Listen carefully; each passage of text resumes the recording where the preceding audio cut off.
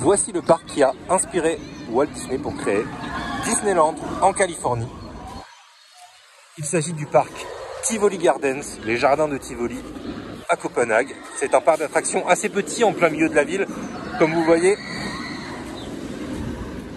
on voit les bâtiments de la ville tout autour. Mais il y a beaucoup d'attractions condensées sur plusieurs niveaux. C'est assez chargé. Ce parc a donc 180 ans à peu près. D'ailleurs, il y a 5 ans, Disneyland Paris a fait ce petit pins là. En commémoration des 175 ans du parc, on y voit Mickey et Walt Disney. Walt Disney est venu pour visiter le parc en 1951. À l'époque, il avait déjà le projet de créer Disneyland et il voulait visiter des parcs d'attractions qui n'étaient pas glauques, des parcs d'attractions bien décorés, jolis, mignons. Et on lui avait parlé de ce parc. Il est venu et il en est tombé amoureux. La personne qui était avec lui durant sa visite raconte qu'en fait, il prenait des notes toute la journée sur absolument tout. Il avait dit que ce parc, c'était vraiment exactement ce qu'il cherchait. Il a pris des notes sur les bancs, sur la nourriture, les restaurants, les attractions, les décorations, tout. Apparemment, il était devenu littéralement fou ce jour-là. Parce que c'était exactement comme ça qu'il s'imaginait Disneyland. Avec cette atmosphère un petit peu propre, jolie, familiale, enfantine. Je vous laisse un petit peu regarder, c'est vraiment impressionnant. Je découvre en même temps que vous puisque je viens d'arriver. Je suis venu ici juste pour ça. C'était un projet que j'avais de longue date de visiter ce parc pour voir un petit peu ce qui a inspiré Walt Disney. Et c'est impressionnant parce qu'on a l'impression de retrouver l'atmosphère quand même des parcs Disney. Je sais pas si vous voyez ce que je veux dire, mais c'est quand même impressionnant. Tout est ultra décoré, toutes les attractions. Tout est super joli, il y a des fleurs un peu partout, des petits bancs. D'ailleurs, normalement, d'après ce qu'on raconte, Walt Disney se serait inspiré des bancs de Tivoli Garden pour créer les bancs de Disneyland qu'on retrouve à Disneyland Paris, les fameux bancs assez jolis. Idem pour tous les détails. Alors, je sais pas si c'est la même chose pour les poubelles, mais si on regarde, les poubelles sont similaires. Alors, peut-être qu'elles ont changé depuis, ça, j'en sais rien. Ce que je sais, c'est que bon, ça, je le ferai pas. Ce que je sais, c'est que ce parc a beaucoup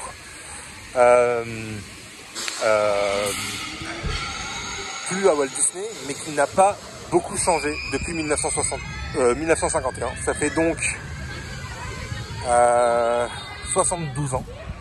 Et le parc est resté assez similaire à ce qu'il était à l'époque. Disneyland en Californie a ouvert 4 ans après. Et donc on comprend tout de suite vraiment qu'il y a une influence directe.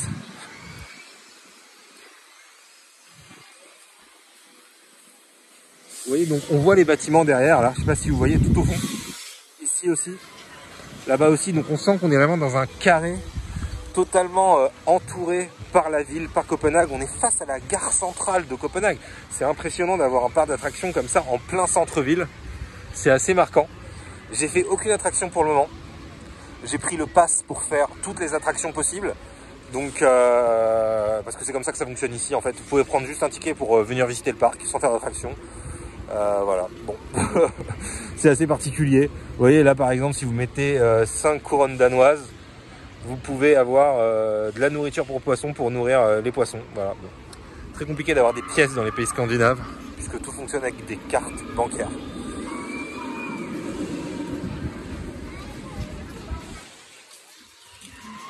Bon, je vous laisse là, je vais faire d'autres attractions, j'essaierai de filmer autant que possible et restez bien jusqu'à la fin parce que j'ai séjourné dans l'hôtel du parc et vous verrez un peu ce que j'en ai pensé et à quoi il ressemble.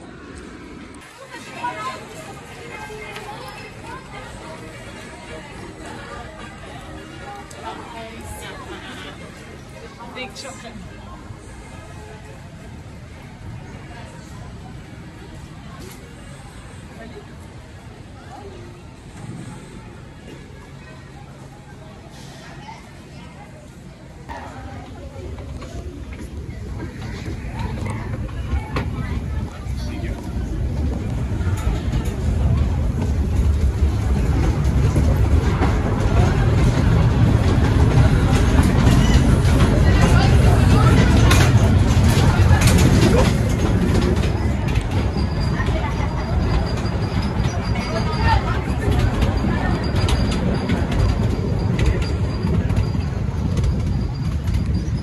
rappelle rien. Le Matterhorn à Disneyland. Ouh.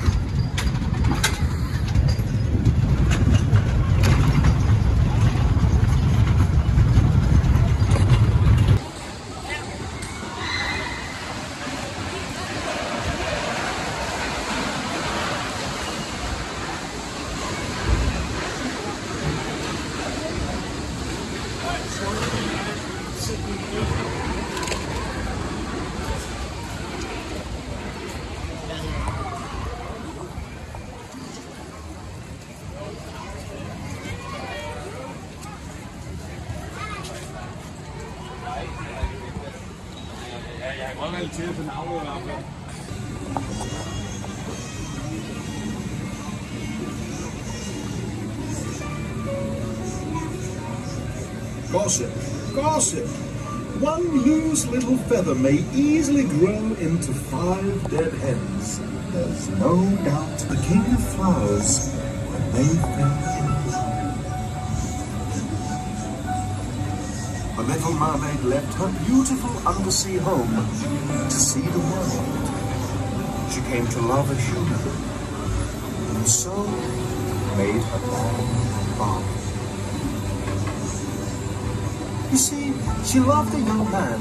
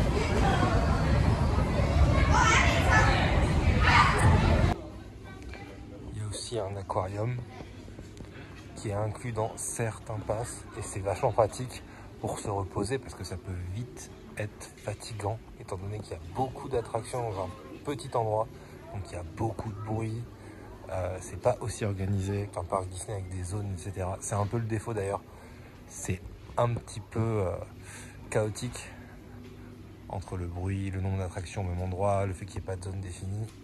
Se reposer comme ça un petit instant, ça fait du bien. Après, je sais pas vous, mais moi j'ai toujours eu du mal avec les animaux en captivité. Même si là, le bassin est vraiment gigantesque en fait. Donc ils ont beaucoup de place, mais quand même, c'est quelque chose que j'aime pas trop. Surtout dans les parcs d'attractions. Il y a certains parcs dans lesquels je suis allé où les animaux sont plus ou moins en liberté. Genre Plopsaland, je me souviens avoir vu des chèvres ou ce genre d'animaux qui se baladaient vraiment librement et c'était plutôt cool.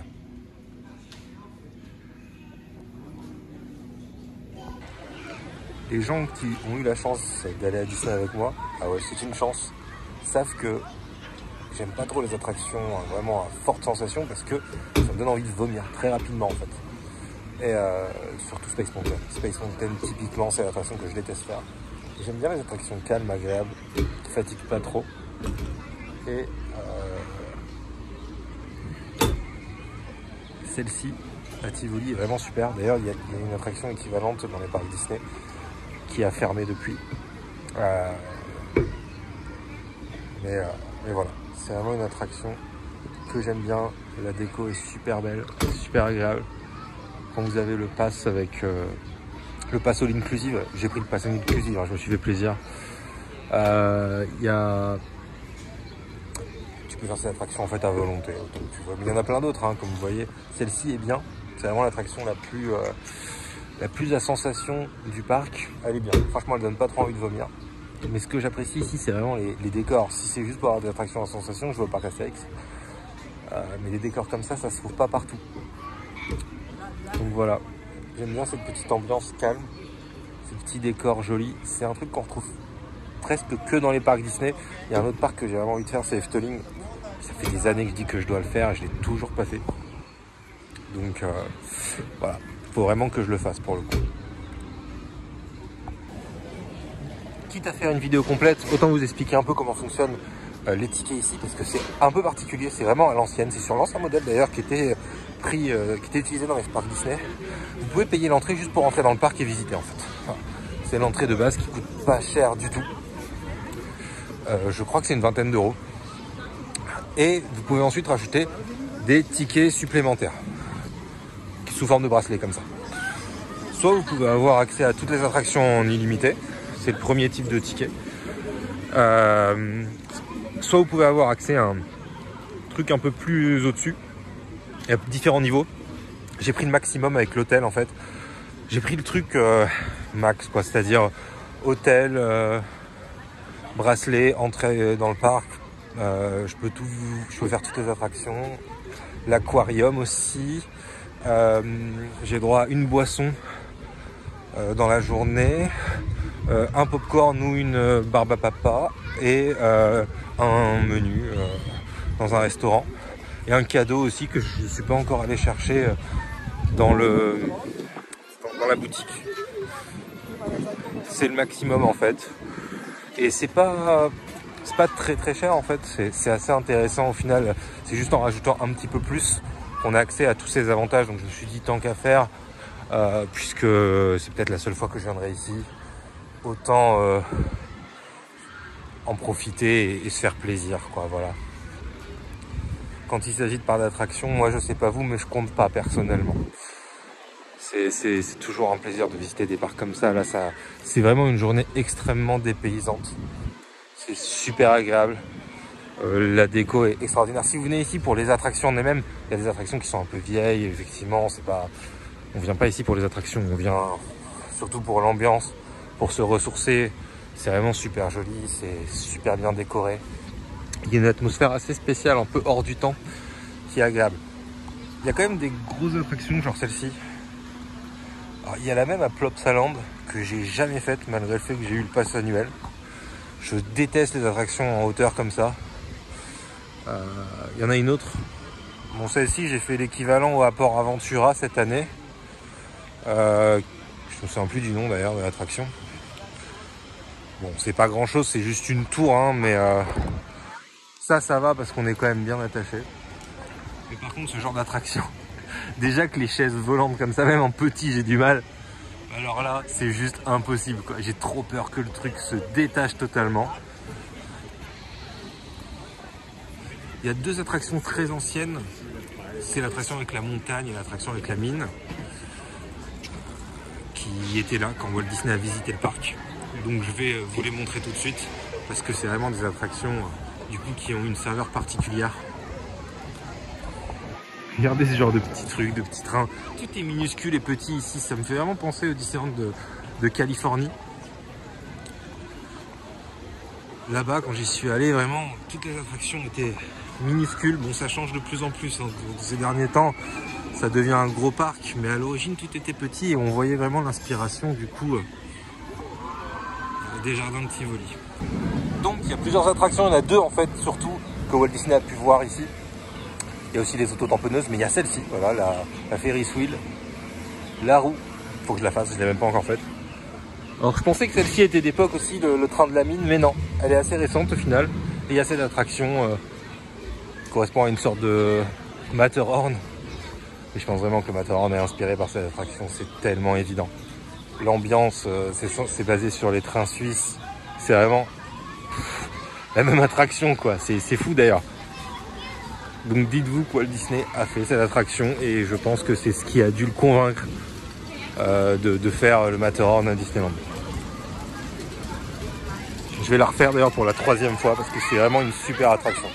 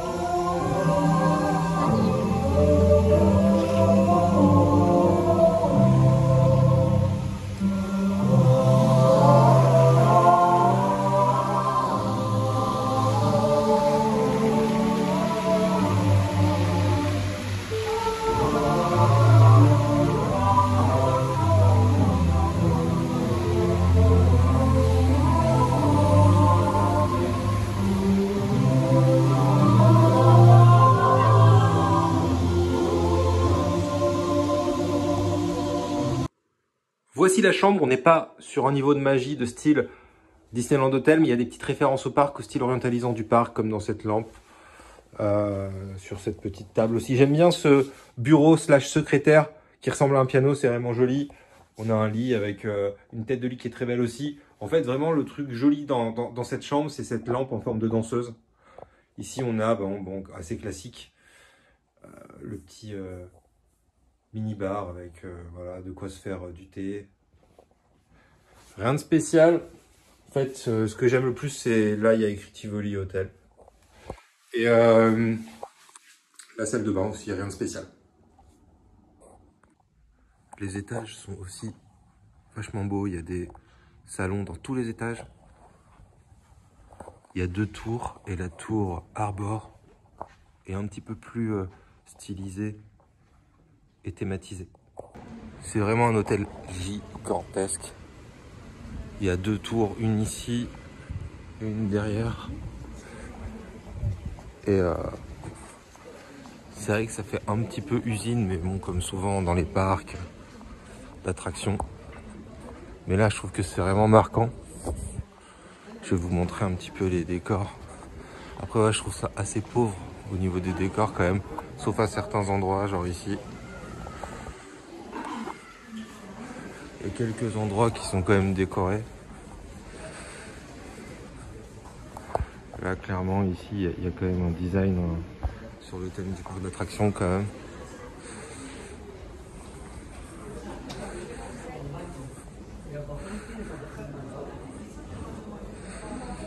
Ici aussi un petit peu, mais c'est pas terrible.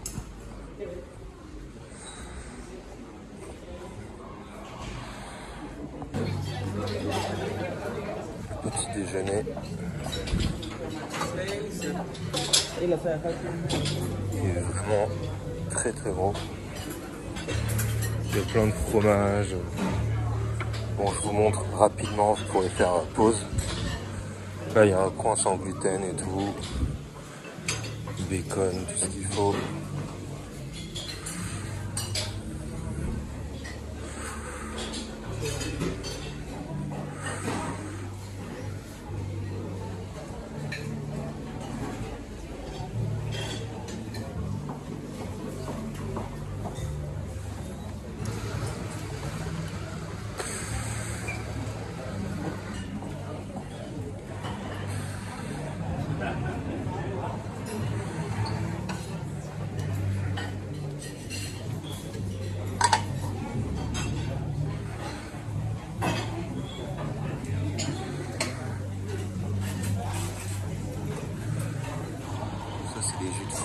Dans les pays scandinaves, les jus de fruits ils sont servis comme ça dans des robinets.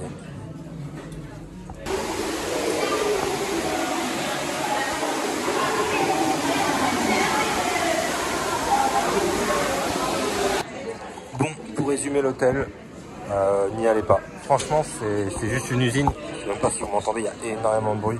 Cette zone est la zone la plus jolie, voilà, c'est pour dire. C'est juste l'entrée, quoi. Il n'y a pas grand chose, il y a juste énormément de monde, énormément de bruit. Vous faites la queue pour tout le temps, partout. Donc allez dans un autre hôtel. En plus, il n'est pas si proche de ça, les jardins de Tivoli. Il faut quand même marcher un petit peu. Un bon petit quart d'heure. Donc voilà.